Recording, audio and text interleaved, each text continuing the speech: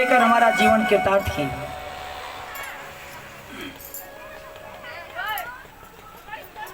महाशिव पुराण का अंतर्गत में कहना है कि इस पारद शिवलिंग को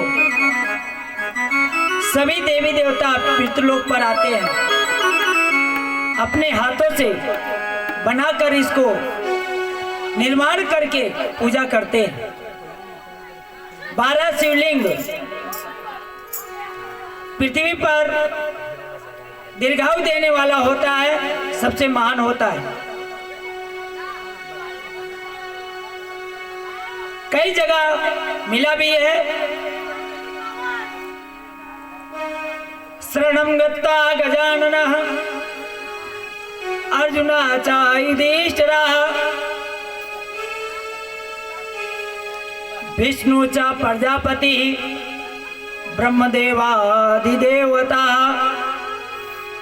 जब जब पृथ्वी लोक पर देवी देवता अवतरित होते हैं, बाबा भोलेनाथ की मिट्टी की शिवलिंग की मूर्ति बना करके उसकी पूजा करते हैं। मिट्टी का महत्व वही समझ सकता है। हे मनुष्य, कहीं ऐसा न हो कि आपने बड़े भाग्य मानुष तन पावा, तन दुर्लभ सुर ग्रंथ ही गावा। जिस तरह आप लोग अपने पर सोचते हो कि मैं अपने जीवन में बहुत अच्छा कार्य कर रहा हूं, कथा पूजा में नहीं जाना और यज्ञ अनुष्ठान में नहीं सम्मिलित होना, आज जो कोरोना आपसे दूर हो गया तो ये आपकी बड़प्पन नहीं है कि आप लोग दवा खा के कोरोना और ऐसी महामारी दुर्भिक्ष को हटा दिए हो। भारत में कोई डॉक्टर नहीं बन पाया। जब हार गया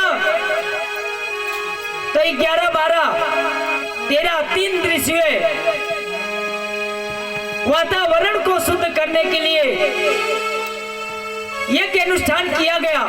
शायद आप लोग देखे भी हैं, घर से लेकर बाहर तक। इसीलिए समस्त देवी देवता पृथ्वी पर आते हैं। कोई भी कार्य यज्ञ ही करते हैं तब उनका जीवन सुखमय बनता है। आप सोचते होंगे मैं यज्ञ नहीं करता, यज्ञ नहीं करवाता, बिना यज्ञ के भोजन भी नहीं मिलेगा।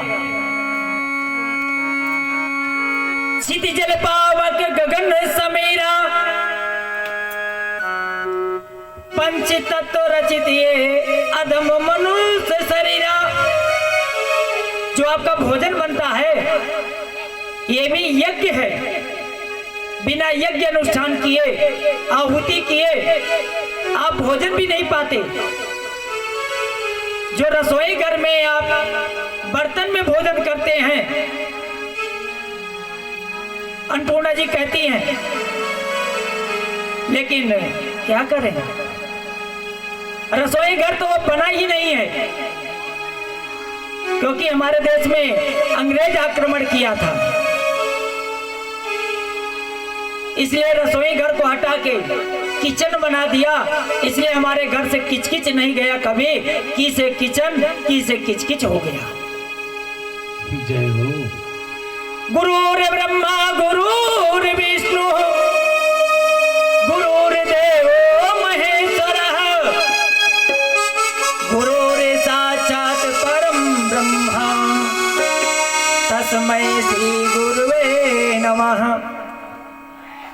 ये मन में मैंने ठान लिया है कि मैं गुरु दीक्षा नहीं लूंगा। तो इसमें किसका हर्ज है? गुरु का थोड़े हर्ज है। वो तो 10 दिशाओं से नुकसान आपका ही है। न लेने का फल। गुरु कौन हुआ? पहला गुरु है माता पिता। था। आज दुर्लभ घर में ऐसे है कि माता पिता की सेवा हो रही है, बाकी उनको वृद्धा आश्रम में ले जाने का प्रयास किया जा रहा है। जब ये अपने के नहीं हुए तो हम जैसे संतों का क्या होंगे। बोलिए राधे राधे। राधे राधे बोलना पड़ेगा आपको। राधे राधे। इसलिए पहला गुरु माता पिता है, उसकी शरण में रहो। जय हो।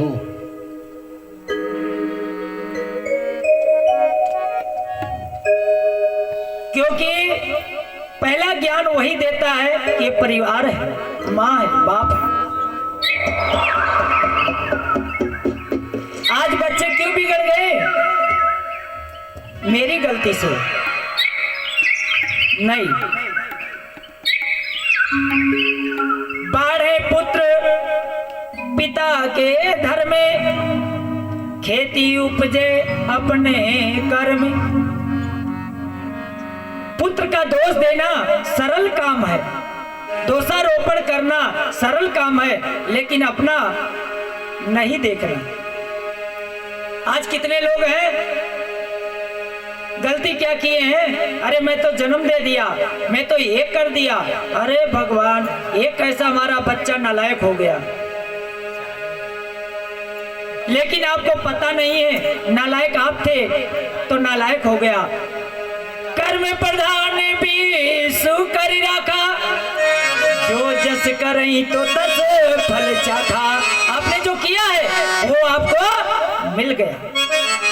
क्योंकि बच्चा जब आपके गर्भ में धारण हुआ था तब आपने कान में ईयरफोन लगाया था और हीरो हीरोइन का गाना सुन रहे थे, भजन और कान्हा जी का गीत नहीं सुन रहे थे। नहीं तो आपके घर में प्रहलाद पैदा हो जाता, ध्रुव जैसे बच्चा होता और श्रवण कुमार हो जाता। बोलिए राधे राधे।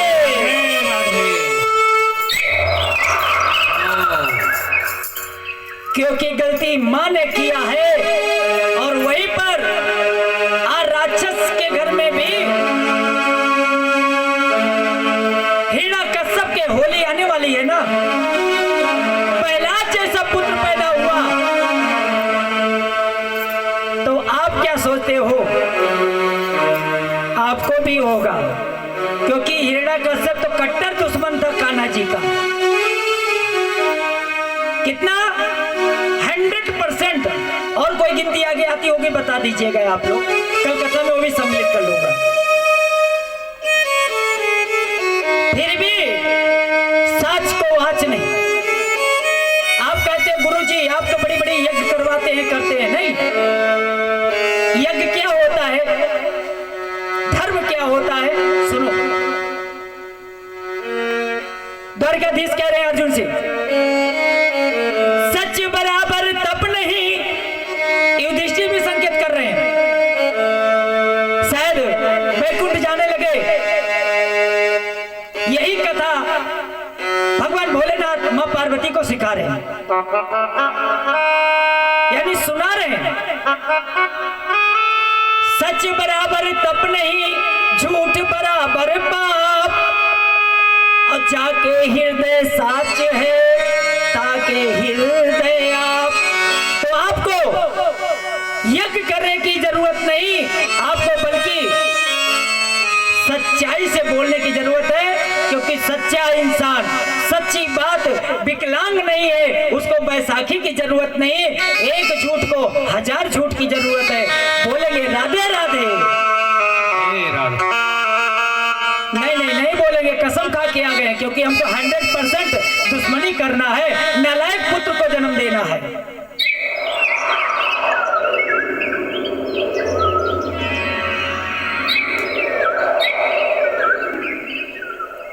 भगवान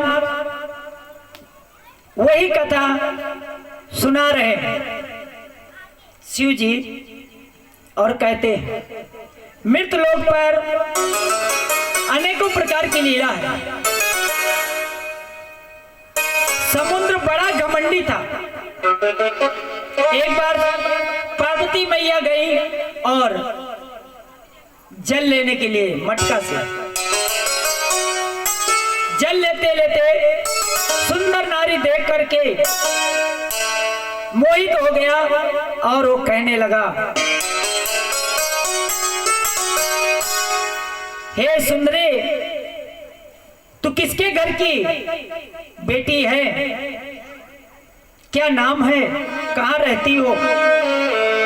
मेरा कहना मानो, मेरी पटरानी बन जाओ। मैं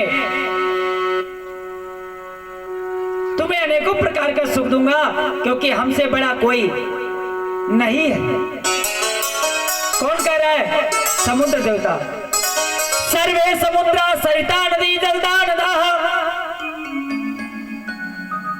समुद्र ही एक है, समस्त नदियों को प्रकट किया है।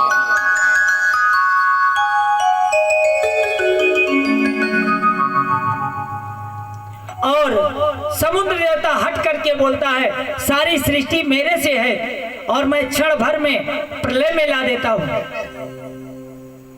तो आप मेरा कहना मानो। बार बार लाख कोशिश करने पर, समझाने पर भी समुद्र देवता नहीं माना। जैसे मां के पास पहुंचता है और उनका आंचल और हाथ पकड़ने का प्रयास करता है, इतने में मां भगवती अंतर ध्यान हो जाती है। जाके भगवान के चरणों में कहती हैं, प्रभु आज समुद्र देवता हमको जल नहीं लेने दिया,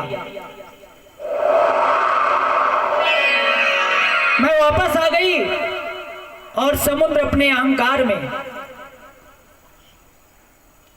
हमें पटरानी बनाने का निमंत्रण दिया है। जबकि सती बताई कि मैं गौरी गणेश यानी कार्तिक गणेश की मां और शिव शंभु हमारे पति हैं, फिर भी वो सुन करके भी आपको भी बुरा भला कहा कि वो तो भूत भंगोड़ी के साथ क्या रहती हो, वो तो शमशान में रहते हैं, न तो उनके कोई महल है न कोई घर द्वार है। मेरे पास तो सब कुछ है। आज जैसे समाज में लोग अपने पैसों के बल से अगर पैसा कमा लिए तो क्या करते हैं? सबसे पहले बड़ी आवश्यकता बाहर वाली समझते हैं। और कुछ ऐसे भी लोग हैं, माताएं हैं, जो अपने माता पिता, अपने पुत्र, अपने घर गाड़ी मकान, अपनी सुंदरता पे घमंड होता है। कैसे? आइए वो लोगों के लिए कहना है और उनको हमारे साथ भी चलिए और आइए गीत में बोला देवाधिदेव महादेव की।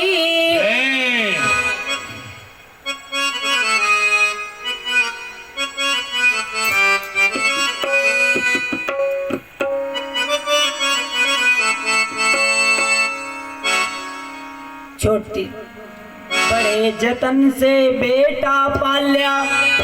आज जो लोग कहते हैं, आज जो कहते हैं कि बेटी हमारे बहुत है, बेटी हमारी बहुत है, घर गाड़ी बंगला बहुत